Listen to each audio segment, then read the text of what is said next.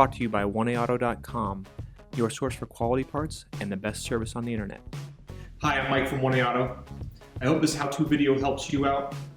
And next time you need parts for your vehicle, think of 1AAuto.com. Thanks. In this video, we're going to show you how to change the outer tie rod end on a 1998 Toyota Camry. This information is the same from 1992 to 2000 and similar to several other Toyota and Lexus models.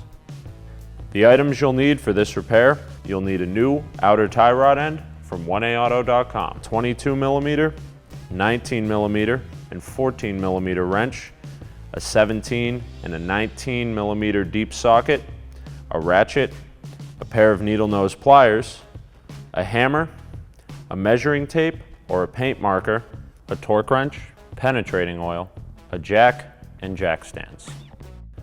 Break all your lug nuts loose while the vehicle's still on the ground. Going to need a 21mm socket and a breaker bar.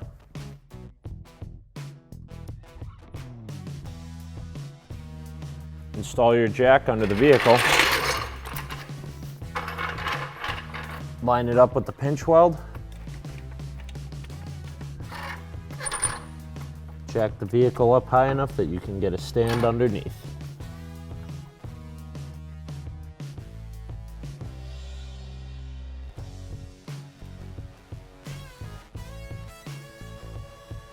Making sure you have enough clearance to remove your tire or do whatever you have to do onto the vehicle.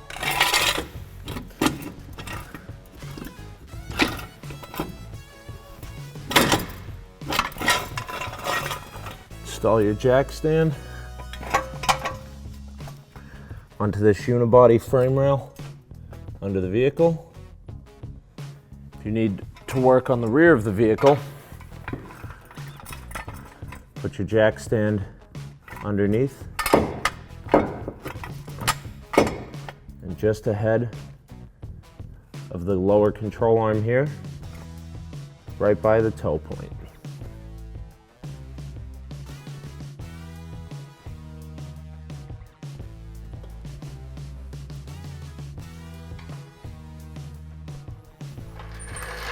Once the weight is on your stands, give the vehicle a little shake. Make sure that they're on there secure. Repeat these steps on the opposite side.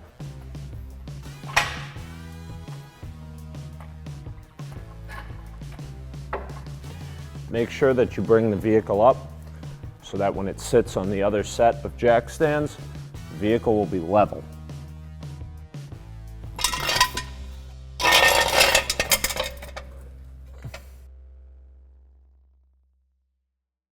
You can now lower your vehicle onto the stands on this side. With the vehicle raised and supported, remove your lug nuts the rest of the way. If you need a little more room to work, you can pull the hubcap off.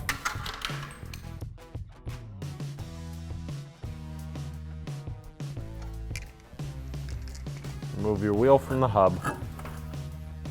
We've put our vehicle on a lift to make it easier to film for you, but this job can be easily done with a jack and jack stands. To check for play in your tie rod, grab your tire at 3 and 9 o'clock. Be sure that your steering wheel is unlocked, meaning that the key is clicked forward and the steering wheel won't lock when you rotate it. You just want to move the tire back and forth a little. Ours is good on this side. If it weren't, you would see a gap in the movement between these two components, being the steering knuckle and the tie rod end. You may notice a clunk or feel a gap in the resistance of movement as you move the tire side to side. With your wheel and tire removed, at the back of the steering knuckle, you'll find your outer tie rod, lock nut, inner tie rod. This below is your steering rack. The inner tie rod is threaded, allowing us to change how far the outer tie rod is threaded on or out of the inner tie rod, which changes the direction of our tire at the 3 and 9 o'clock axis. It's very important that we keep this angle as close as possible to the way it was when we removed our outer tie rod, so our vehicle can be safely and easily driven to get a proper wheel alignment after we've completed our repair. Using a measuring tape at a fixed point, like the end of our billow, we'll bump the end of the measuring tape there, measure to the end of our lock nut, which is about 8 inches. This way, when we install our new lock nut at 8 inches, we'll know that this total distance and angle is going to be roughly the same. Another method you can use is taking a paint marker. While a little less precise, you can mark a line on the threads at the back of the lock nut and butt the new lock nut to the edge of the mark we've made. Using a pair of needle nose pliers, straighten out the cotter pin.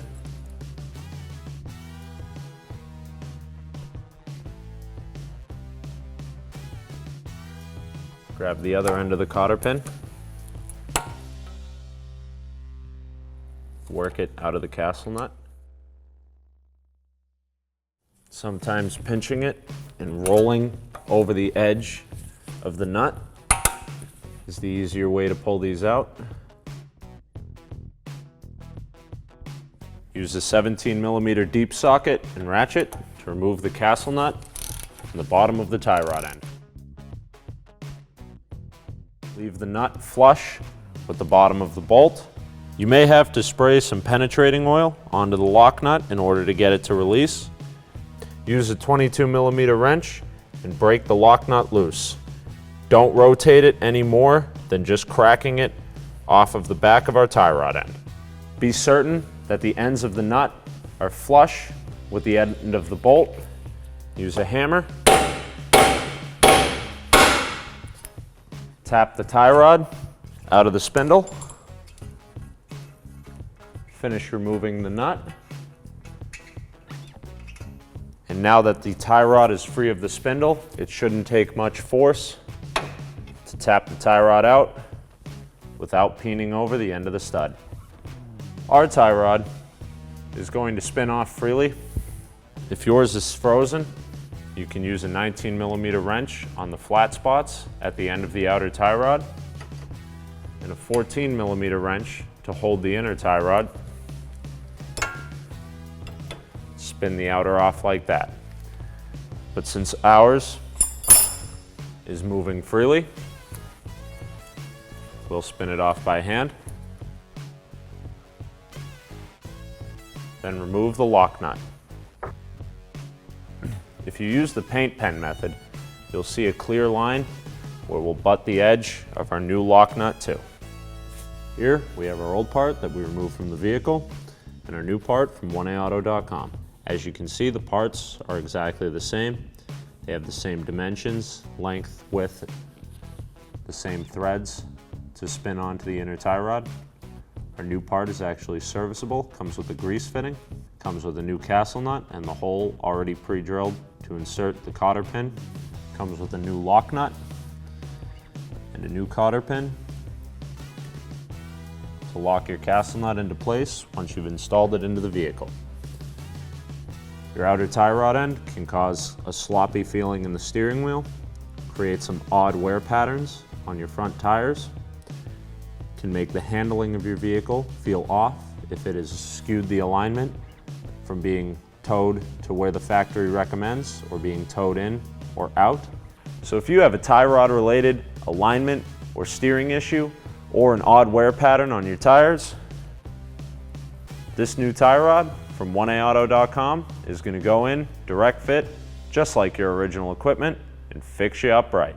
Spin the edge of your new lock nut just over the paint line that you made or with a measuring tape. Bring the nut to the same measurement you had when you started.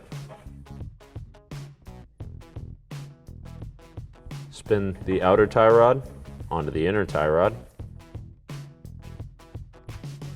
up until it hits the lock nut. Install the tie rod end into the spindle. Install the new castle nut onto the threads of your outer tie rod end.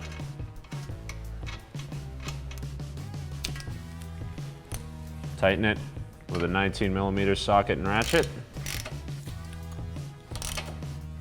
Torque the tie rod nut to 36 foot-pounds. Install the new cotter pin with the longer leg facing down. Bend it down and under the nut. You can leave this leg straight, bend it over, or just cut it short to get it out of the way. Using your 22mm wrench, tighten the lock nut down against the tie rod. Make sure that it lines up with your paint mark. If you have to adjust it, crack the lock nut loose. Use a 14mm wrench to rotate the inner tie rod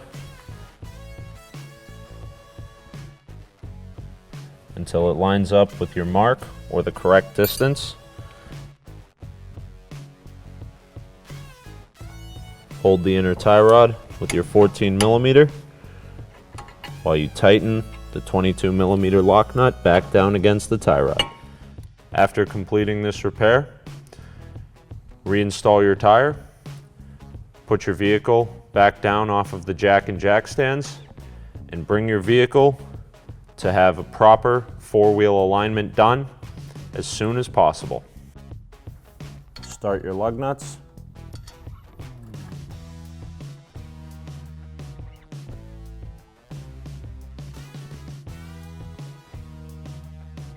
Check that they're all seated.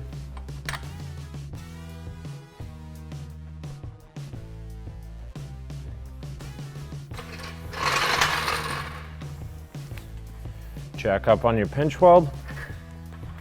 Be sure that where you jack isn't going to interfere with your ability to remove the jack stands. Bring the vehicle up until it's off the stands. Remove your stands from under the vehicle.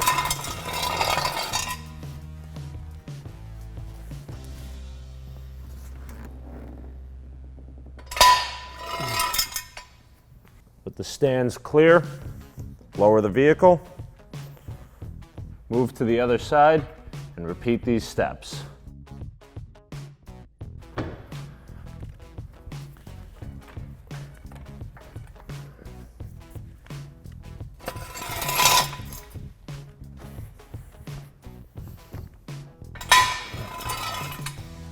If you've removed a tire, only lower the vehicle until the wheel touches the ground.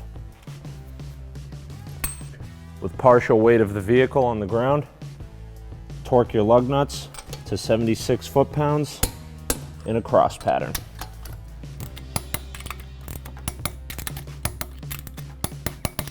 Then you can remove your jack the rest of the way. To reinstall your hubcap, align this notch with the valve stem on the wheel. Snap it back into place. Thanks for tuning in. We hope this video helped you out. Next time you need parts for your car, please visit 1aauto.com. Also check out our other helpful how-to as well as diagnosis videos.